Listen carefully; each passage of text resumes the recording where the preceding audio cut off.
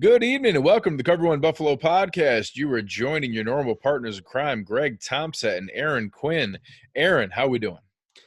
Considering the Bills just lost the football game, I'm actually surprisingly doing well. This might be the happiest I've ever been going into a show post losing. So you're welcome.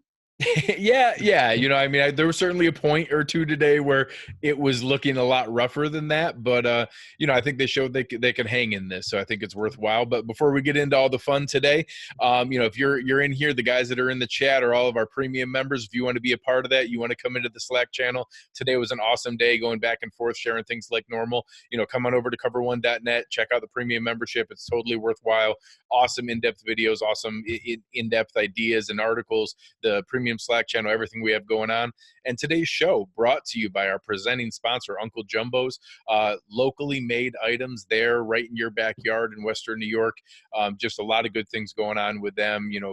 Being able to create something in our own backyard makes it fun. And then when it's an alcoholic beverage, it makes it even more fun. So we'll talk about them a little bit more later on, but totally worthwhile and excited to be able to have Uncle Jumbo sponsoring us here today. So Aaron, what do you mean that you're not as upset as a loss normally would be? Well, I think there's still some people debating whether or not the Ravens are the best team in the NFL. I think they are. I think we hit them playing super hot football. I was watching a lot of tape leading up to this.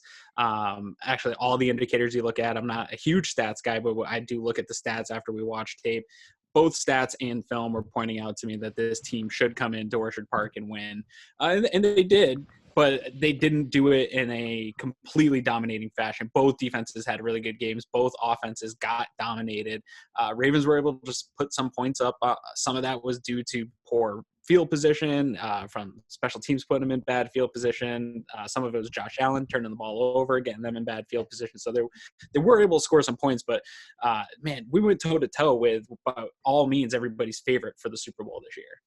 Yeah, and I think that you saw that early on. There were certainly many miscues. I think that it was pretty clear that Josh was a little amped up early on, overthrowing a whole bunch. That is very stereotypical when a guy's got too much adrenaline going. You get a little bit too much behind the ball. You're throwing high. You're throwing, over there. You're trying to compensate for the wind and all the other things going on. So we certainly started out slow, but fortunately the defense was killer early on. So I thought that they kept them in the game. Then later on, we gave up a couple things. We gave up the big play. We gave up the later touchdown drive that looked like it was going to seal it. So it's very similar to some of the other games we've had where you can't blame the defense. They played phenomenal, but we gave up some drives when we couldn't really afford it. And I think a lot of years that would have been the same old Bills. And I put out a tweet saying that, that same old Bills would have packed it in after that touchdown.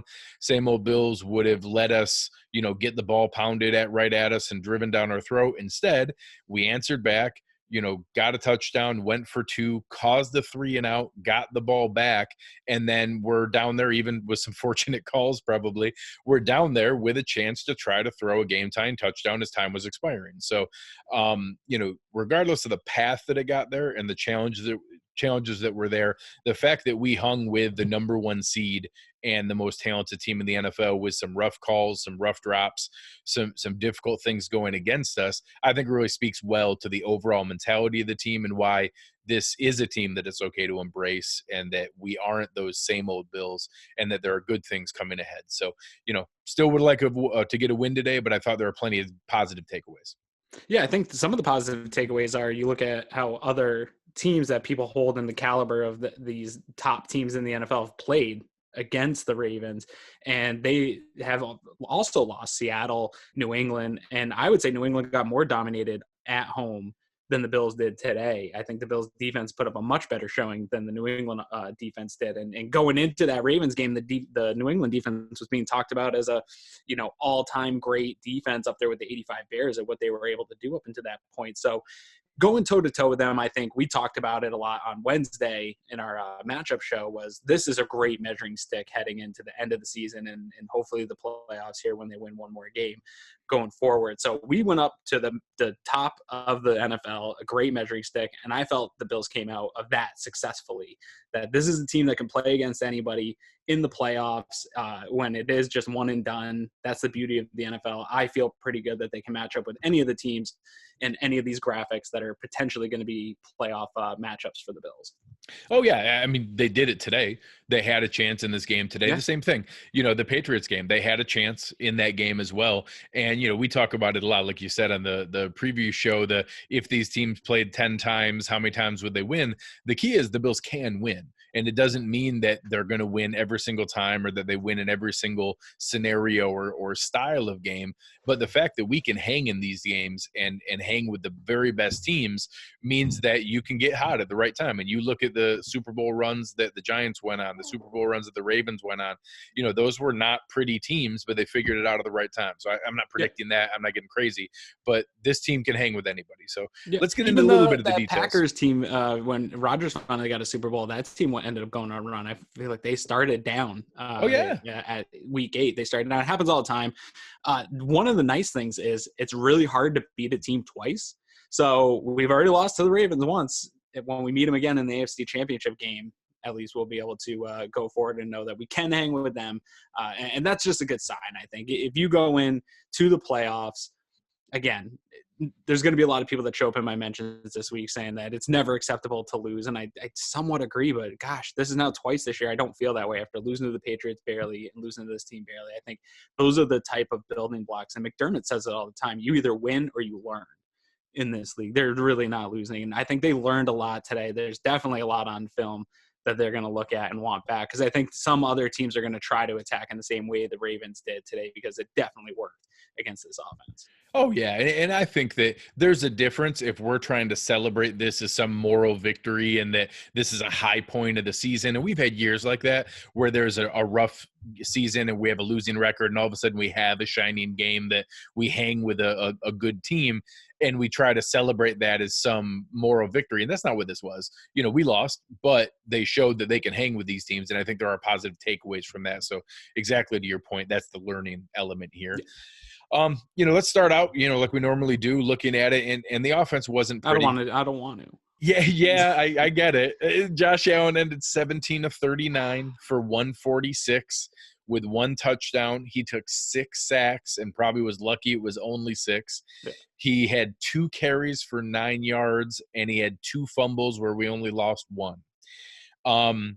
It was, I'd say, one of his worst games of the year without the backbreaking turnovers. So I don't put a blindside hit with a guy like Matt Judon coming at you with the full hatchet on your throwing arm where you have no idea he's coming, because we decided we could block him one-on-one with Dawson Knox.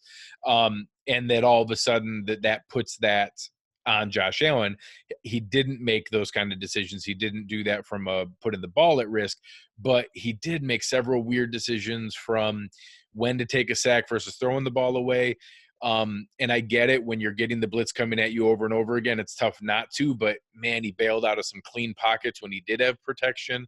So it was just a rough game. He was obviously amped up early on, knew everybody was talking about this game, and really wanted to be good with the ball and to have a great showing. So I respect that. But it took him a while to get into a rhythm, and that was certainly difficult to see.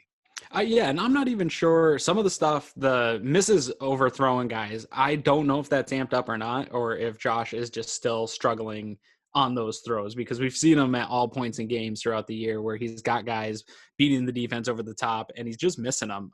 He did connect a little bit closer with Singletary later on, but still gave Singletary a tough ball. That's a tough ball for a guy like that to bring in. So I don't know if it's amped or whatnot, but when you have a young quarterback, and Josh is still very much a young quarterback, and you get a super aggressive defense that's playing hot right now, they have a ton of confidence. They're one of the best passing defenses in the league. DVOA has them as number 1, so it depends what your metric is. You're going to have a game like this. You just are. The offensive line still isn't the best one in the league. They're going to have problems against a team like this. The last 2 weeks, we've seen teams that aren't blitzing a ton, and then you go into the most blitzing defense.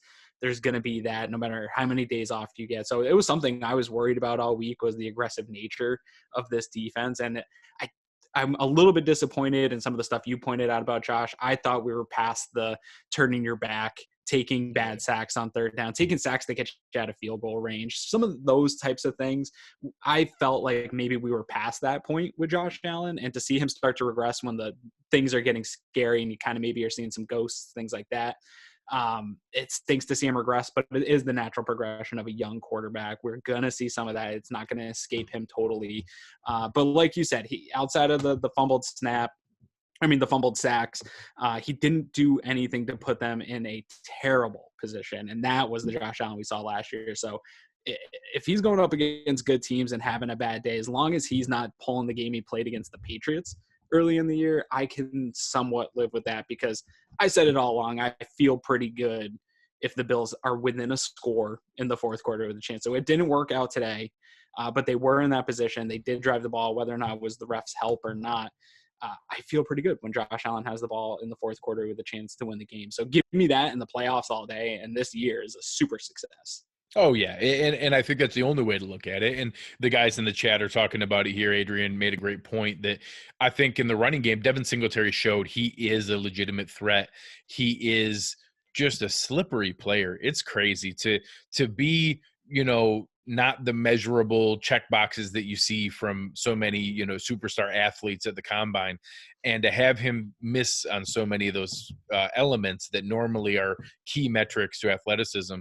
But he is just so phenomenal at everything else. The vision, the balance, those quick little moves and jukes, and the dead leg stuff that he does, where it's just kind of pivoting where his body weight is to let the tackler fall off his body. It's just incredible the way that he does it. Had another great game today, 18 carries for 89 yards, another 6 catches for 29 yards, 118 total yards from scrimmage. He did significantly outsnap Frank Gore. I do think today might have been the day where maybe we need to have a talk with Frank that, hey, we're really glad that you broke Barry Sanders for third all time in a Bills uniform. We're happy to have you on this team, but we're going to dress TJ Yeldon next game.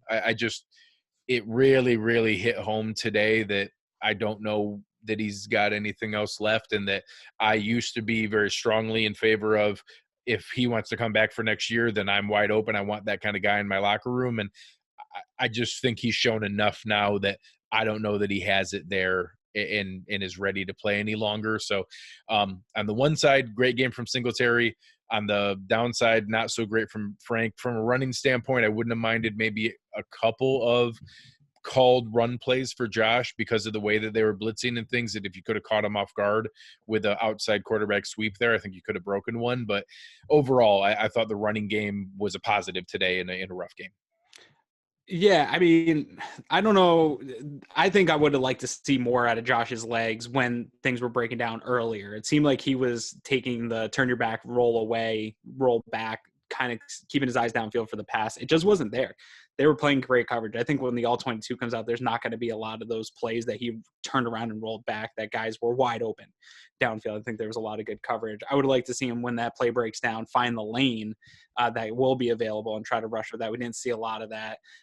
Singletary had a fantastic game, really the only playmaker of the day, even though Beasley got the touchdown and the 2-point conversion. Singletary was clearly the playmaker that got this offense going in that direction to score points today. So hats off to him. He played by far, I think, the best on the offensive side of the ball.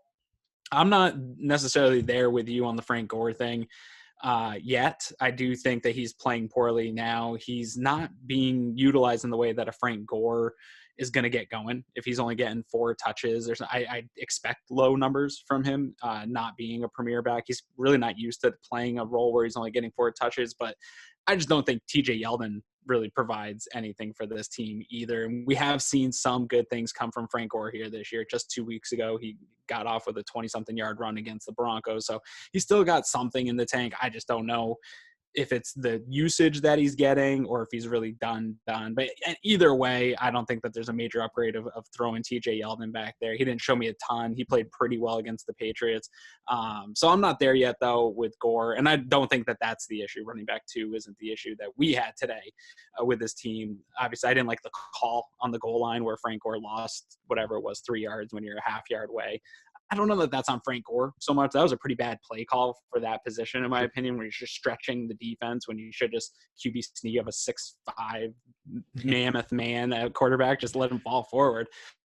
So I'm not there yet with Gore, but I like the running game overall today. Fans on Twitter seemed really frustrated early that they were sticking with the running game early, wanted more passing. I think that passing the ball actually played to the Ravens' strengths. We're trying to get the ground game going was really the best bet to move the ball against this team. You saw them stick with it, and their best drives came primarily running the football. Was the only opportunity to run the ball. And I think that kind of style of play, I know people don't like it. It's not hot in the NFL. It doesn't show up on Good Morning Football on Monday mornings, all the nice run plays. But I do think that style of football will pay off here come postseason. As soon as the Bills get their 10th win, we can start talking about postseason. But I think the running game will pay off then. No, I think that's fair. And I do agree that Frank Gore had nothing to do with winning or losing this game. Just, certainly saw some chinks in the armor for the long term. From a receiving standpoint, I thought we were okay. There were certainly plenty of those that were on Josh, but 2 critical drops on Dawson Knox on a huge 3rd down in the 3rd quarter. Another one on a great out and up call. That, again, this is one where people are killing Brian Daboll. And again, I don't think Daboll had a great game today, but they called an awesome out and up to Cole Beasley on 3rd down that hit perfectly. Josh threw a perfect strike on it. And Beasley, one of our most sure-handed receivers, it hit him in the hands and he couldn't bring it in. It went right through the basket. And just those are the kind of plays that are tough where, that's not the play that Daboll called. He didn't call the Cole Beasley, let it fall through your breadbasket play. He called a great out and up to catch them, knowing they were being aggressive, knowing that, that's the kind of play you set up all game long because they know Beasley's running in and out, just doing those option routes for the quick little juke. They know the guy's going to jump it on 3rd down because we're just trying to convert for the 3rd and short. And they hit him with the out and up, and that should have hit for a 30 or 40-yard play there. And that's the kind of play that doesn't show up in the box score and isn't going to be, no one's defending Brian Daboll because of that. So I want to make sure to call that out, that's the kind of play that you set up to hit once because you're going to catch them with their hand in the cookie jar, and he did. And Josh made a perfect play, and they don't help him out there. So there were other positives. I thought there were some good plays. Obviously, Dawson Knox, again, he drops a horrible play, and then he makes an amazing one-handed catch against his bicep when he's half being interfered with. So all those kind of things are part of what you're trying to put together, needing more consistency. I thought today was okay, but again, this came up in the chat with some sharp comments that it does show that we need one more weapon. I think we are one good receiving weapon short of a high-end offense, and that's certainly going to stay at the top of the wish list this offseason. I do think I thought the receivers played fine for the most part. They're going to be really difficult to judge without the all-22. It would be interesting to see what was open downfield. Like I said, on some of those blitzing plays where Allen was looking downfield for quite a long time. I think the offensive line did play poorly, but there were a number of times where Allen had time to make a play, and I'm guessing that there wasn't a lot open downfield. But we'll see that when the all-22 comes out. As far as Brian Daboll goes, yeah, I'm sure there's plays that he wants back, just like everybody has plays he wants back in a game like this today. But I don't know. I think he'll be the scapegoat primarily for the offense this week. I think everybody will talk about everything else, but I think a lot of attention is going to come on Brian Daboll for this. I don't know that he coached that poorly of a game. There was a lot left on the field. You brought up the Beasley one. He set up another nice screen to Devin Singletary that went right through his chest, and there was a lot of space open there. There was a lot of those plays that he dialed up that got guys in position to make plays, and execution was poor. We saw it on the screen to Singletary that went for almost 18 yards, gets called back for a holding. I think it was a soft holding, but there's nothing Brian Daboll can do there. So when you really look, yes, there's probably some stuff to point at, but I don't think this wasn't the worst offensive called game that I've seen from Brian Daboll in his time here in Buffalo. So I'm not going to put this loss on him solely. No more responsibility than everyone else across the board on the offensive side of the ball. I don't think it was weighted in any one direction, but I think some unfair stuff's probably going to be coming Brian Daboll's way this week.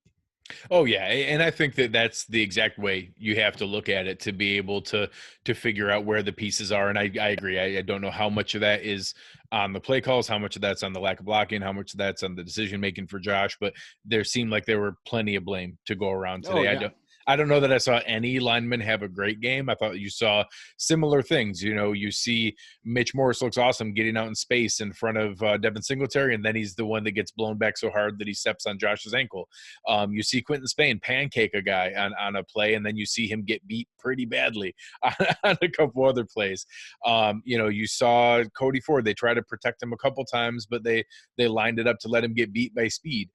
We had the one play that Josh gets hit for the strip sack fumble where we decide to let Dawson Knox single block their best pass rusher and Matt Judon, who, side note, I hope is a Buffalo Bill next year. And all those things that are out there, I don't know who that's on. I don't know if that's a bad adjustment at the line of scrimmage by Josh. Should that be an override by Mitch Morse adjusting the protections? Is that not taking it into account by Dable and allowing Knox to be the single blocker on the outside edge pass rusher? I don't know. I don't know where that blame falls, but we can't have that. You can't have a scenario where the other team's best pass rusher is one-on-one with our rookie tight end, and someone needs to step up to stop that kind of thing. And, there's plenty of other pieces that could go differently. I get it that, you need a couple things to fall your way when you're playing a really talented team, but it's just, frustrating to see the blocking set up that way. For sure, but it is a little bit of a reality check, I think, for the Bills of where they're at. We talked about it a lot. The offensive line went from one of the worst in football to an average one in football. We're seeing that play out this year. The offense started out as one of the worst offenses in the league. We've seen them over the last few weeks start to creep up in average or in most statistical categories. And I think when an average offense with a mediocre offensive line or two average offensive line, pretty good skill players, when that type of offense goes up against one of the better defenses, a hot defense in the league with a good coordinator who's also out there calling plays to stop you, I think this is kind of the results we probably should expect to see at this point, with a young quarterback with a lot of promise, with an offensive line that's kind of been put together with the bargain basement, scratch and dent cans and free agency. And I expect that to continue to evolve over the next couple of free agencies, that they're going to find the guys that work on these one-year deals, extend those guys, and then rotate in guys that they think they can improve in. So I think it's a little bit just of a reality check of where they are. They're not going to really probably ever be the offensive line, this unit that comes out and dominates a fantastic defense, especially a defense that's got a good front seven.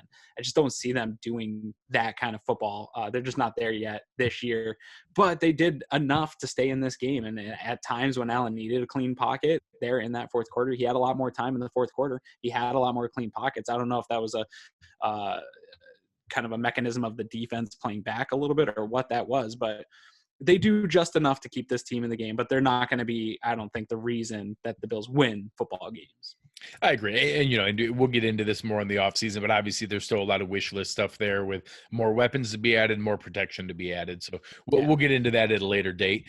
Before we flip over to the other side of the game, now is the time where we like to be able to talk about our presenting sponsor, Uncle Jumbo's, their American-made vodka. They're made there in the backyard in Western New York. Lots of good stuff going on with their, very good, all of the different elements of what they like to do to be able to enjoy some drinks. You need to do it responsibly, and we like to be able to take a look at that in what the Uncle Jumbo's responsible play of the game is. And we thought that today there was a scenario that comes up that people argue about all the time on Twitter, and I think it gets kind of rolled up, and sometimes how the analytics community can be, condescending and come off snarky and nerdy with things, that everything gets chalked up that way. And this is one of the ones where I actually agree pretty strongly. So late in the game, the Bills are driving. At the time, the Bills are down 24-9. They're down 15 points. The Bills are driving, and they're about to score with about 7 minutes to go. At this point, when you're down 15, the assumption is, just kick the extra point and wait later. You brought it back within one score. We'll be down 8. But when you step back and look at it, no matter what, whether it's the first touchdown or the second touchdown, you have to get a 2-point conversion. The idea of, let's wait, I'll fight another day, comes up in that, that'll make me feel better. It makes me feel like we're staying in the game, when in reality, if the Bills had waited and then scored there at the end of the game, and we were down 8 and needed it with 1:08 left, and you miss there, the game's over. and the other team gets the ball and kneels it out, and you're done. Yeah. Now, it's not good if you miss it with 7 minutes to go, but with 7 minutes to go, if you miss it, you still have the option to plan strategically to do something about it. So I think that gets chalked up. It's the idea that, oh, I feel safer being down 8 and still being within a score versus knowing whether you're going to get the 2 and having time to do something about it. You're debating on what's a really, really bad scenario versus what is a absolutely 0% chance to win scenario. And that really, really bad is technically better than 0% chance to win. And a lot of fans struggle with that and understanding the logic of why you go for it there. But I'm going to call that my Uncle Jumbo's responsible play of the game, because it's one of the areas you've seen Sean McDermott and the offense and the Bills organization start to lean into analytics and some of those kind of decision making a little bit more. Yeah, that just comes from analytics. I think that to me is where analytics makes sense in football. It's not in the stuff you see on Twitter of people posting out statistics and box scores. Where analytics really comes in for me, and it's not even in the EPAs and the charts. It's in the play calling decisions that happen in game, and that's what we saw the Bills do today. That stuff has always bothered me when you see the outrage on Twitter in the moment. And I get it; we're all emotional in an emotional state during the game. But yeah, no, I would always go for that in that scenario, especially the way the offense was playing. It's not like we were moving the ball down the field and we're going to get a lot of opportunities to score. This was it. You're there. You get this opportunity to keep it within a touchdown. Go and do it. Go get those points and give yourself a chance. I don't know why the outrage continues to exist, especially as popular as analytics are. The analytics we should be focused on are what are the smart decisions teams are making during games, and should your team be doing those? And I'd like to see more of that focus so we can get fans to not overreact when it does happen. Yeah, and I think that one, and lots of people have talked about the Bills, besides the Ravens, the Bills go for it on fourth down the second most in the entire NFL. Yeah. That's another area where they're showing, when is it smart to go for it? When can you afford to be aggressive?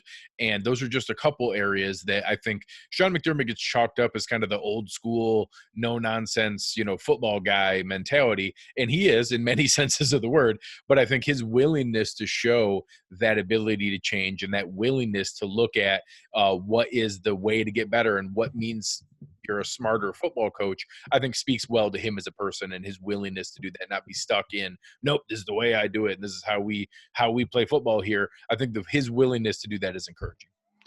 Growth mindset, and That's right. It's true. Everyone hates hearing the stuff, but it starts with him. And I think that one thing that Bills fans can be very happy about from, I think, every major position in this organization is people willing to be humble enough and have the humility to make mistakes, learn from those mistakes, and try to grow from them and not get so hung up in there.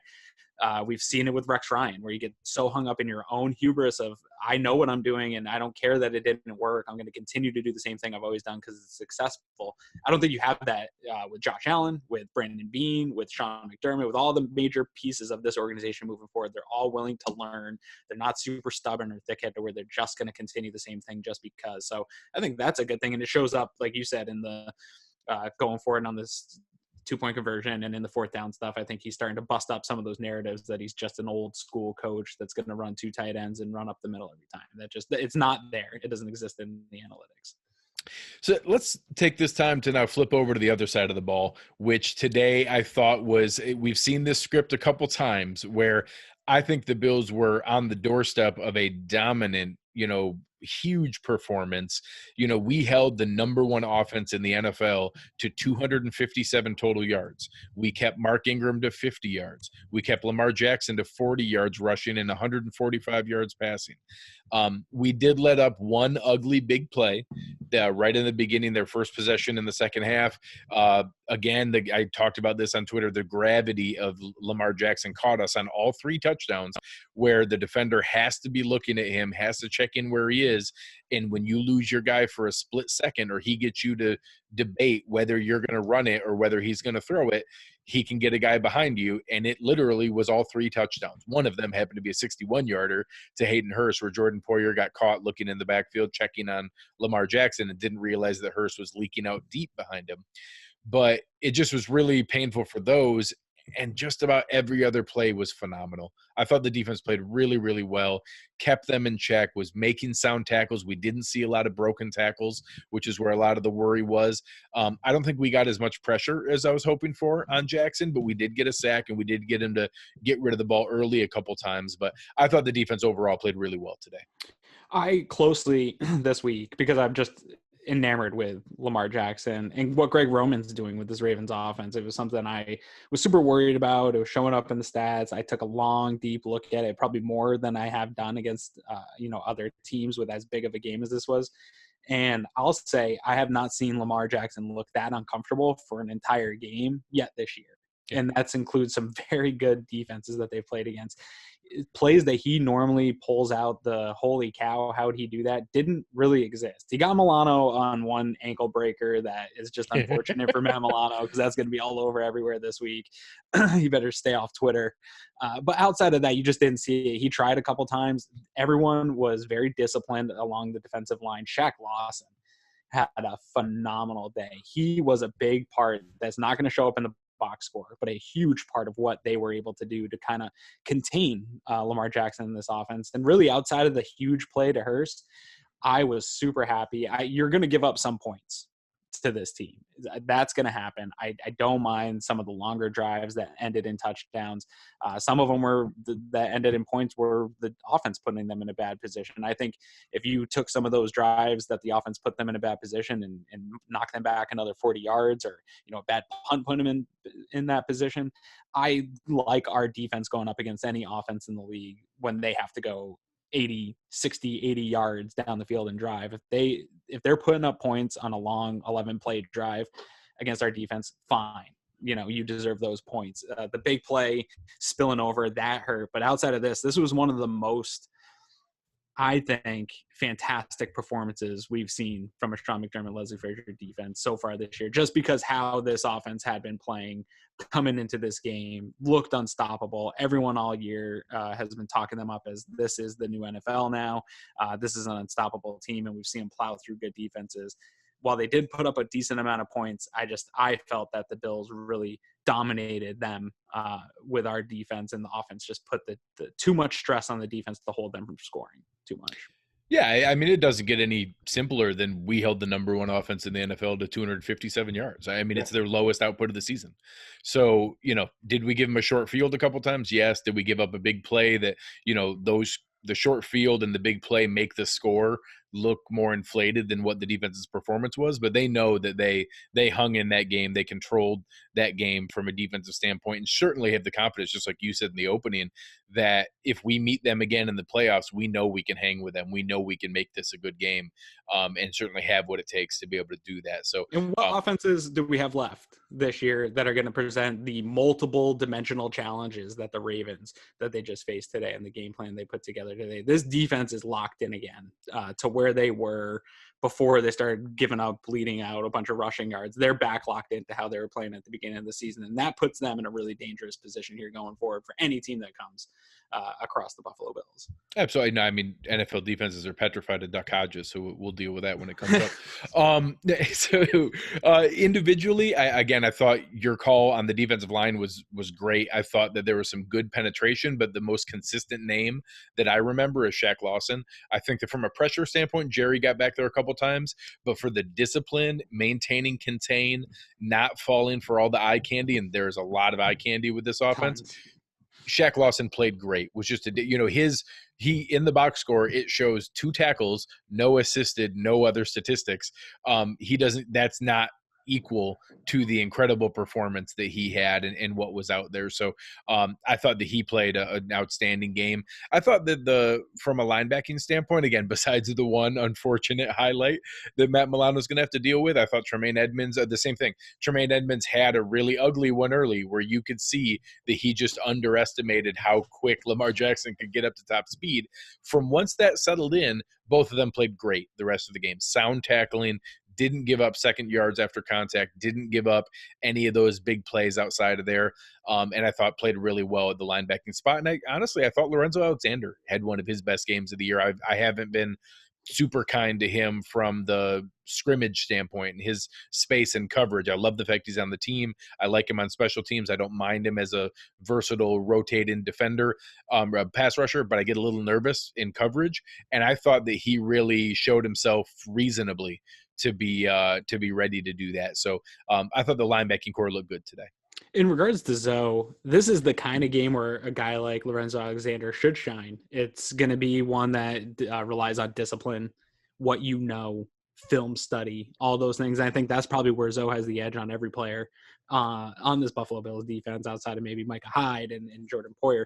I think he has the edge there that he was not going to be out of position today. He knew the magnitude of this game and the prep that he got this week. So it's a good opportunity for a guy like that to shine in a game. But yeah, I think when it comes down to just raw athleticism, covering athletic tight ends, he's still a little bit of a liability to this defense. I think that they got to look to upgrade at some point, but no, definitely I agree with you. One of his better games this year. I wish that there was some statistic that came up with an assisted tackle or something on some of the plays that, like you said, Edmonds and Shaq Lawson played where they keep contain on Lamar Jackson, but somebody else comes up with the tackle. There's got to be some type of, like, you've been watching a lot of hockey, some additional assists. When there's like an assist to an assist, there's got to be some type of score where Shaq Lawson's contained, gives him something in the box score that looks nice, because those plays were continual throughout by the entire defensive line and linebacking core, where guys were just keeping contained, keeping everybody hemmed in, and it was allowing somebody else to, come in and make an aggressive tackle on the defense. I thought overall tackling was pretty good today, which you had to have. I mean, the defense did the recipe that we talked about all week to beat this team. You had to play really stout up front. You had to win your job at the line of scrimmage. I don't know that everybody realizes how good the Ravens offensive line, even with a rookie center. He didn't play great today, but he's played pretty well in spotting in.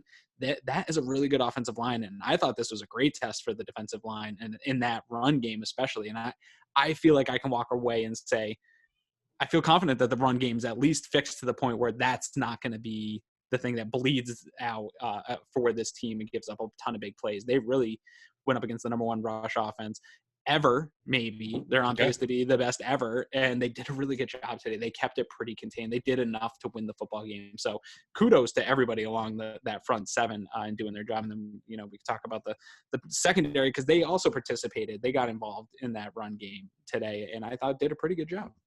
Yeah, I have some numbers to back up exactly what you're talking about here.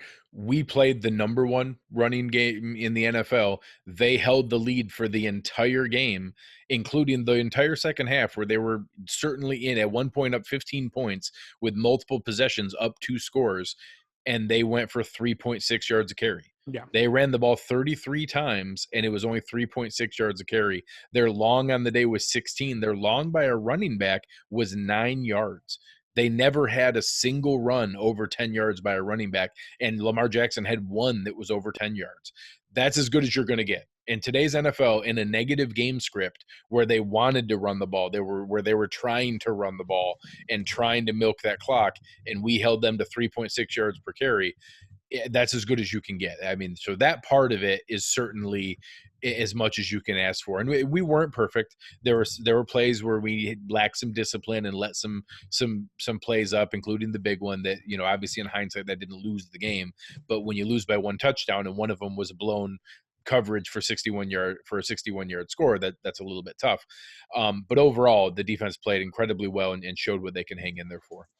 Yeah, this was an interesting test, because there's not going to be another offense unless we face them again. There's not going to be another offense that we play that does this type of thing. But I think it shows the ability of Sean McDermott and Leslie Frazier to put their guys in a position to succeed, because I think what has been the struggle for a lot of they've played against some pretty good defenses this year. And I think what has been the struggle is you're not seeing an offense like this week to week, where a lot of these other teams, you're seeing similar concepts being used week in and week out throughout the NFL. And you can apply some of the stuff week to week against other teams. And you really needed the full 10 days, I think, to go up against the Ravens. And they put together a fantastic game plan. They had Lamar Jackson, like I said, frustrated more than I've seen at any point this year. And I think it just gives you a good amount of confidence that going forward, going into the playoffs, we have guys that are understand their opponent, are going to put together a good game plan, and we have the guys to execute on that side of the ball. It's just the conversation we had on the offense. Was it chicken or the egg? Is it Brian Daboll's play calling or is it execution? You don't really worry about with the defense because it's both. They are getting good game planning and those guys are coming out and executing. Oh, yeah. And I think that the really exciting part is virtually every piece of this is under contract for next year. We have a little bit of work to do probably in the pass rush, but the fact that we can throw either money and or picks and probably both at that is really exciting. So, a lot of really good things to come for that defensive unit, and hopefully we see the offense catch up. The third phase of the team is special teams. So let's do some good news, bad news here. Let's talk about Hauschka first. Stephen Hauschka played really well. Made all 3 extra points, a really windy day with 30-mile-an-hour gusts, and he made a 48-yarder, a 47-yarder into the wind that was dead center, and then another 36-yarder that was actually wind-aided and an easier one. But Hauschka looked good. It doesn't mean we don't have to worry about field goal kicker. It doesn't mean that everything's fine and you never have to worry again, but it does show you that, hey, we probably could have it worse than some other teams have it from a kicker standpoint, and that he is worth hanging on to. I am confident we're probably going to see a kicker drafted and or signed in this offseason to come in and compete, but I wouldn't be too ready to assume that Stephen Hauschka is not this kicker for the Buffalo Bills in 2020, and he obviously is rock solid the kicker the rest of the year. We just hope that he has more days like today and not ones like we saw in the previous weeks. I think it was really interesting. I think, was it the first kick? It was like a 4th and 4, and a lot of people were saying just go for it because people are scared of Hauschka. Obviously, the wind is a factor. We talked about it a little bit in DMs, and I do think it was a coin flip at that point. Like Josh Allen had him in play. If Josh Allen was playing hot up until that point and was completing a bunch of passes, sure, I'm down. Let's go for it. Let's continue to play aggressive. Offense was playing poorly. They had the confidence. I think that was big for Stephen Hauschka, that they had the confidence for him to go out there and get that kick. And it was not an easy kick. And I think you hit one of those, man, and that's the type of stuff that does regain your confidence when you hit in front of your home fans on a windy day like that. So good for him. I'm glad that he was able to bounce back. I had posted in the Slack channel a little Pat McAfee, his podcast, talking about kickers and what type of mental toughness, game to game, week to week, within the between kicks, this type of mental preparation that they have to do to be in those pressure situations. It's not easy. We're seeing it around the league that it's not easy. And good for Stephen Hauschka. We need him to be the guy that he was a year ago and get back to one of the more accurate kickers in all of football, because this defense is going to keep us close in games, man, and the playoffs stuff slows down quite a bit. You need a solid kicker to get points when they're available and keep your team in the game. And it's going to be games like we saw today, and Stephen Hauschka was a big reason why we stayed in that game for as long as we did. Yeah, I think that it was reassuring today.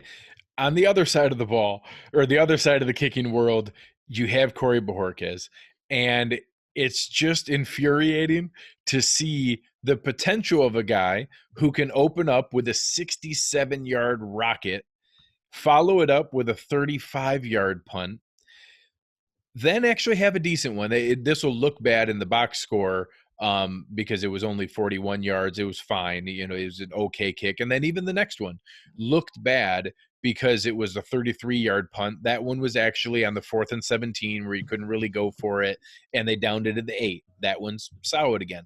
Then he comes back with a 52-yarder, and you're excited. Hey, that was great. The one that, Saran Neal caught. And then right after that, 43 yards that was only got to the Baltimore 32, and he ends it with a 29-yard punt that goes out of bounds at midfield. And it's just infuriating to see something so inconsistent where you can tell why he stayed on this team, because I'm sure in practice he's uncorking these rockets that go forever, and that 67-yarder and the 55-yarder and lots of positive ones. But you can't be 50-50 in this league. That's simply not good enough. And a game like today where we were battling the best team in the league, you need special teams to be in your favor. And he gave them a short field multiple times.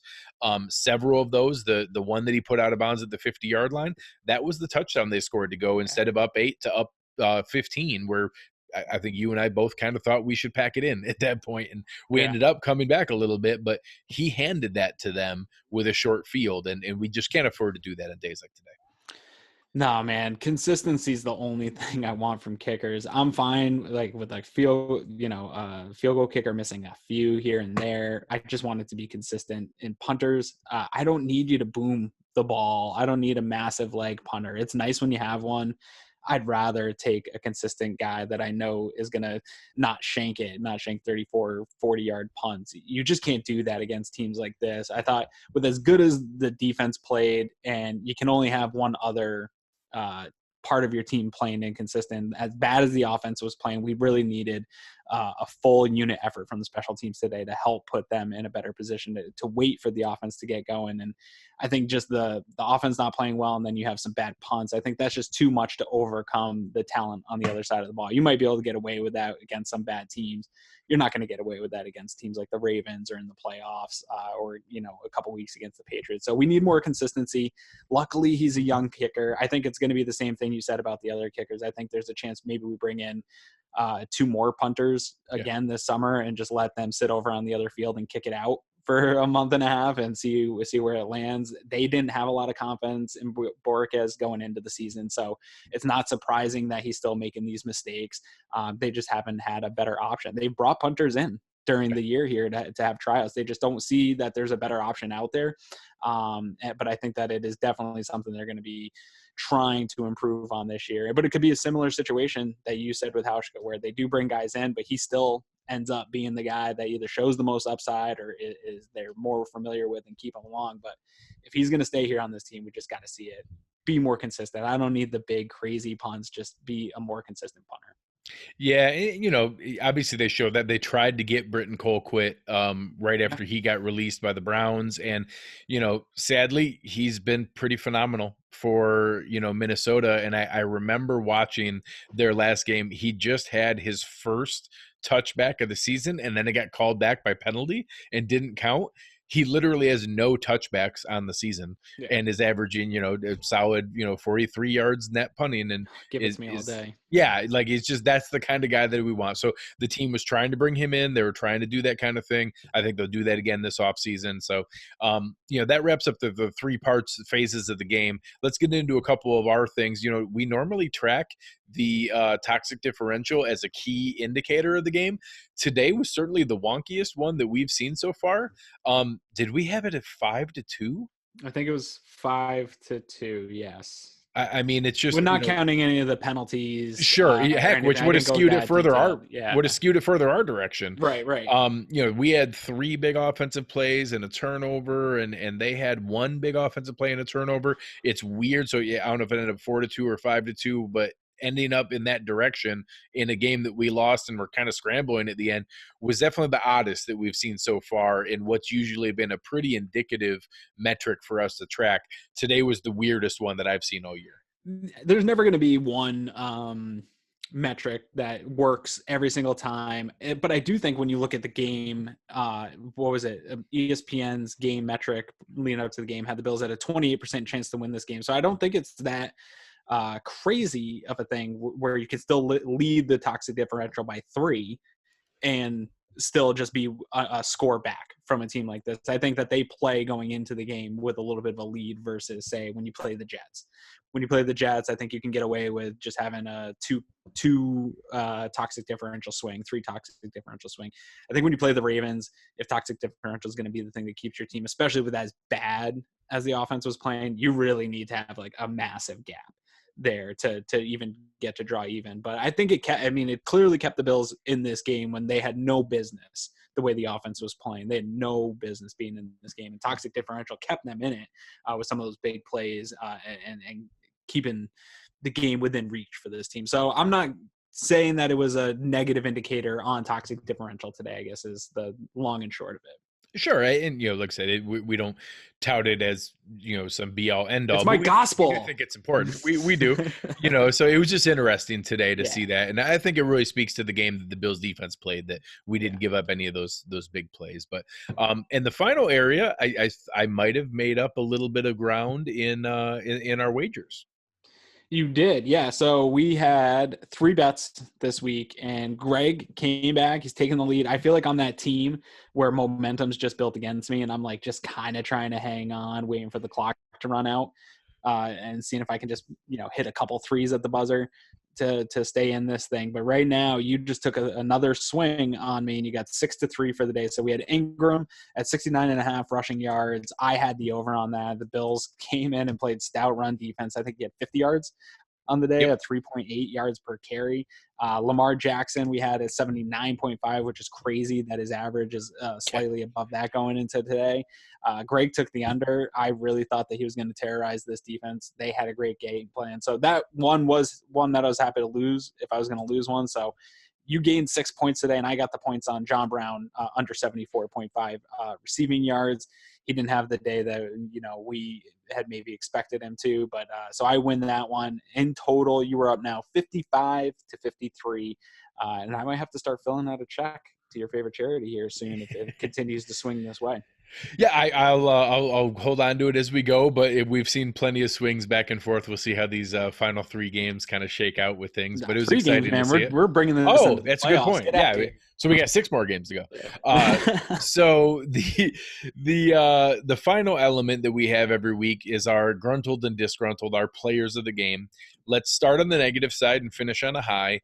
For disgruntled, I know that we really went back and forth on where that we thought this should go, and I think that the offensive line and the blocking really was frustrating for me. I think there was a couple areas that you could, really kind of bring some frustrating things up. This was actually one of the lesser games from Andre Roberts' standpoint. I thought he made some poor decisions trying to force it to make a play. I thought that there were some not perfect calls by Brian Daboll, but overall, I'm going to give it to the offensive line and their inability to give Josh Allen time, and that this was one of the poorer games I've seen from that standpoint. Even though we did get it together in time to make it a game, I thought that they were more responsible for digging that hole than anybody else. I don't think that's a bad call. I was very close to picking the offensive line. We talked about it a little bit before we went on air, and I just wanted to kind of have something different because there was plenty of blame to pass around in this game. For me, it really came down to 3, though, that were going to get this disgruntled award from me, and it was Josh Allen, Corey Borquez, and the offensive line. I think any 3 of those is a great candidate for this, but for me, I went with Josh Allen. He had open guys to make big plays in a game like this where you're being talked about all week. He didn't connect on any of those big plays early that would have really changed the momentum for a team that's not as good as their opponent. You could have really gone up and made something happen. He didn't do it early. He was super slow to start. Like we said earlier, reverted back to some of the things that were very, very concerning to us, turning your back to the defense, doing a little bit too much. I like that he didn't turn the ball over. I like that they did start moving the ball towards the end of the game. But I even think a lot of the problems with the offensive line, not knowing what the play calls at the line were, I think some of that had to do with Josh Allen, maybe not getting guys in the right spot that they needed to be. It seemed like there was some confusion out there today. And ultimately, for me, that all falls back on QB1. He's got to have guys where they're supposed to be, doing what they're supposed to be. And if he's the guy you drafted to be, he's got to make some of those plays that we just didn't see today. He didn't do anything that really moved the needle to put this team in a better position throughout the day. No, I think that's a spot on call. And I do think this was his worst game since those rough games at the beginning of the year and that loss to New England. So but expected that's okay against this. Yep. That's not to say, you've brought it up. We haven't had to talk about it too much this season, but you brought it up a lot in the offseason that, progress isn't linear. It doesn't mean it's always only a step forward. So if this is a step back that we can learn from, that he can break down the film from and really benefit from, then that's okay. So we need to see that, but now he needs to do that. He needs to learn from this and find a way to step forward. That brings us to the other side with our gruntled and our player of the game of where we see this. And I think there were several areas that you can go through. And it was hard for me to pick out any single player on the defense. So I ended up going with Devin Singletary. I thought this was one of the most impressive games. And he's one of the picks that I am the happiest to be wrong about. I was not happy on draft night when we took him. I was not looking for us to invest in a 3rd round pick with a running back with who we had on the roster, and that I thought we could ride things out with LaShawn McCoy and TJ Yeldon and the guys that we had, and just am very excited to see his bright future ahead, how they've engaged him in the pass game, his shiftiness in the run game, and that I don't know, I do think we need to add someone else next offseason, but I'm confident he can be a part of an NFL backfield and probably even the biggest part of an NFL backfield next year, and I'm excited to see that. Yeah, I was right there with you. And not only that, I doubled down to say his production is not going to change when you go from 10 carries to 20, or it will change when he goes to 20 carries. I was all about that. I didn't think he would. He's definitely proven me wrong too. So happy that he has, because I'm really enjoying watching him play and watching his young development here. It could be a really nice part of this offense going forward the next few years. When we started the show, I said I was going to go with the defense. I think I'm going to narrow it closer down a little bit, and I'm going to go with Leslie Frazier, Sean McDermott in the game plan they put together to stop what has taken the NFL by storm. When you look at the amount of points scored that this team has been able to do against the teams that they've been able to do it against, they, for the last 8-9 weeks, have taken the league by storm, and nobody's had any answer for them. Sean McDermott and Leslie Frazier had 10 days to put together a game plan to stop the top offense in the NFL, and they did. It wasn't enough to win the game, but they put together a phenomenal performance and had their guys ready. Their guys were playing outside of Jerry Hughes' stupid personal whatever. I don't even want to talk about that because I'll end up ranting. Outside of that, they played a disciplined football game. Their guys kept their heads in the game. One mistake, I'm okay living with one mistake happening against the NFL football team. Outside of that, this team played game plan wise a phenomenal game. So hats off to Sean McDermott and Leslie Frazier. I don't know who had a hand more in it, but I'm going to kind of go as the duo there for my gruntled of the day. Yeah, and I think that, it was a really smart call there that, I think what they created was exciting and that they gave us a shot to win, and that's all you could ask for. It would have been great if we could have cashed in and been able to take advantage probably earlier in the game and not needed to be scrambling later on to catch up. But still, that they put together a game plan that allowed us to, be able to be in that. So, I think this is exciting. I think if Bills fans look around now, it's not okay that we lost. It's never okay to lose, but we are 9-4. We're 9-4. And when you look around the NFL today, you see the Titans and the Raiders going back and forth. You see the Colts lose. You see the Texans lose. You see multiple teams stepping back and not being able to step forward and take advantage of anything. So it looks like maybe the Steelers are going to beat the Cardinals, and we're going to have a game next week that's rock solid for the 5th seed. The Chiefs are up 10 points on the Patriots. So maybe if things get crazy, maybe the division is still hanging in the balance when we go to play them. There are other things that could still happen here that make this end run interesting. It looks very likely that the Bills are going to be right there as a 5th seed, and that we're in position to be able to, win one more game, lock things up, hopefully get a couple of wins here, and really set ourselves up well for a fun and exciting playoff run. And that's something we haven't had in a long time, that we're able to look forward to that. So it didn't happen today. We're going to show up next week on Sunday Night Football with a chance to be able to win our 10th win of the season and try to go 10-3 or 10-4. And I think that's an exciting thing for Bills fans to think about. And certainly with the things I put out there in this week when we had the extra rest, talking to Mike Giannitti over at Spot Track, putting out some shows about our future, Bills fans have reason to be optimistic. We are in a great financial position. We have a lot of draft picks. We have a lot of young core pieces that are developing the right direction, all while still positioning ourselves for a fun playoff run and other good things going forward. So a lot of exciting things here, a lot of reason to be optimistic even after a frustrating loss today. And I'm excited to be a part of that. Yeah, no, it's going to be a fun here few weeks. It could get real shaky, though. This team has to regroup. These are the types of losses. You put a lot of work into it. You had 10 days. You put a lot of work into it. Your defense felt like they probably did enough to win this game. It's going to really show me a lot about this team. I think we have a pretty good understanding of who this team is, that they'll always come in prepared. But this is going to be a test to refocus, regroup. Even though this Steelers team's led by Duck Hodges, they still have playmakers, and we'll get into it this Wednesday. They still have playmakers on the offensive side of the ball. They are a good defense. This isn't going to be, in my opinion, just you walk in and expect a victory on the road in the NFL in a game that matters big time to both teams. So this is going to be another week where they have to rebound, put this loss behind them over the next 24 hours and get back to work, because this is a team that's playing for a lot, and the Bills really need to secure that win. I don't want to go into New England not with a 10th win. I want to already have that win in the bag. So this is a big week. And I think, everybody's soaking this loss. Get on Twitter, yell at whoever you want on Twitter, Brian Dable, Josh Allen, I don't care. Yell about it for a little bit, but it's going to be time to move on to the Steelers. And this is going to be a big one, man. Primetime game, a lot on the line. This is going to be fun because, Josh, dude, we've talked about it quite a few times here, Greg. You dropped 2 games in a row and things start to get real iffy in the NFL. So hopefully they can take care of business here this week and we can just have a nice, fun, relaxing couple of weeks where we're just sitting back, drinking eggnog, having a good time. Sounds great, man. Let the people know where to find you.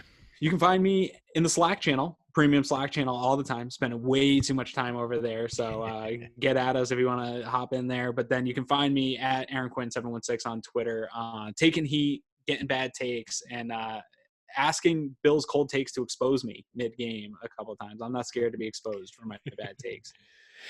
You could find me the same thing out there having fun on Twitter, going back and forth, sometimes getting very, very petty with a lot of the retweets. But you can come out and be able to find me at Greg Thompsett, GregTompsett, having a lot of fun being able to go back and forth. Everybody enjoy the rest of the football here. Look forward to our show coming up here on Wednesday. We will preview our primetime matchup with the Steelers. But you have been listening to Cover One Buffalo, and we are out.